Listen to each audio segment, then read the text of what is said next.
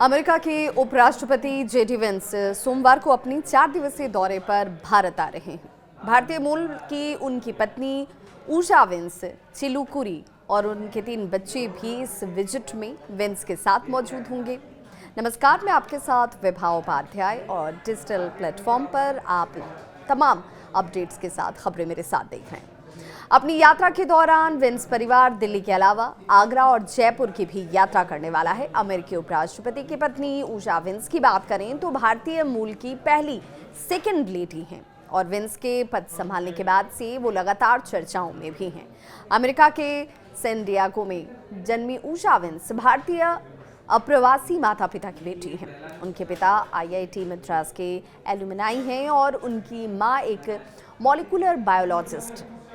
यानी इससे आप समझ सकते हैं कि ये आगमन कितना अपने आप में महत्वपूर्ण होने वाला है। अतिथि देवो भव, जी हाँ, जिस सिद्धांत की, जिस सोच की, जिस परंपरा की भारत हमेशा से एक तरीके से पैरोकारी करता है, एक तरीके से उस पर यकीन रखता है और अपने अतिथि को देवता के स्वरूप मानता है, यहाँ पर जब ये आगमन होगा तो वो दृश्य भी बिल्कुल वैसा ही होगा। यूनिवर्सिटी के लॉ स्कूल में पढ़ाई के दौरान उषा और जेडी वेंस की मुलाकात की बात करें तो ये मुलाकात हुई थी और इसके बाद ही दोनों की जो दोस्ती थी, क्योंकि शुरुआत इस रिश्ते की दोस्ती के साथ ही हुई, लेकिन ये दोस्ती धीरे धीरे प्यार में तब्दील हो गई और आखिरकार बायोलॉजिस्ट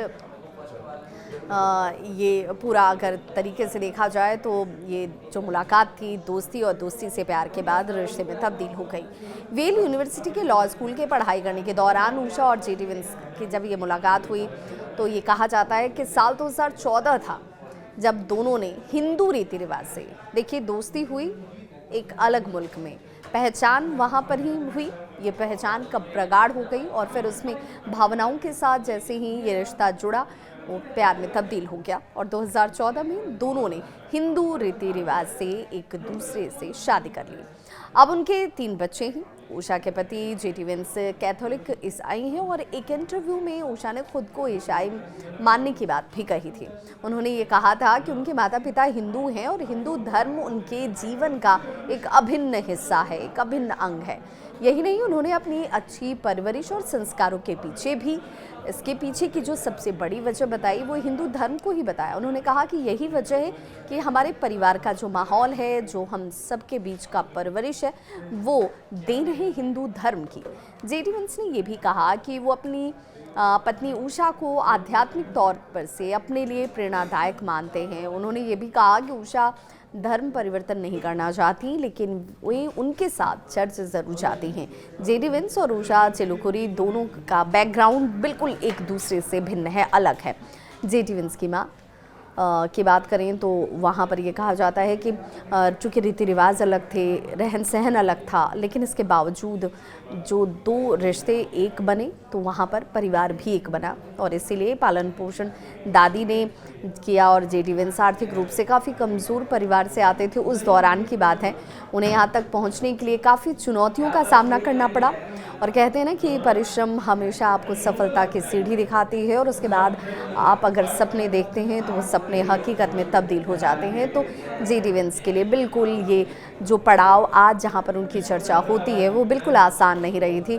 काफ़ी उतार चढ़ाव रहा, कई चुनौतियाँ उन्होंने देखी, लेकिन इन चुनौतियों से वो रुके नहीं, थमे नहीं और आज इस ऊंचाई तक उन्होंने अपना मुकाम बनाया। इसके उलट अगर भारतीय की बात करें तो भारतीय प्रवासियों की बेटी उषा चिलुकुरी कैलिफोर्निया में एक ऐसे घर में पली जहां पर शुरुआत से ही एकेडमिक पर जोर दिया जाता था। एकेडमिक्स कहने का सेंस ये है कि पढ़ाई लिखाई पर आपका जोर ज़्यादा होता था।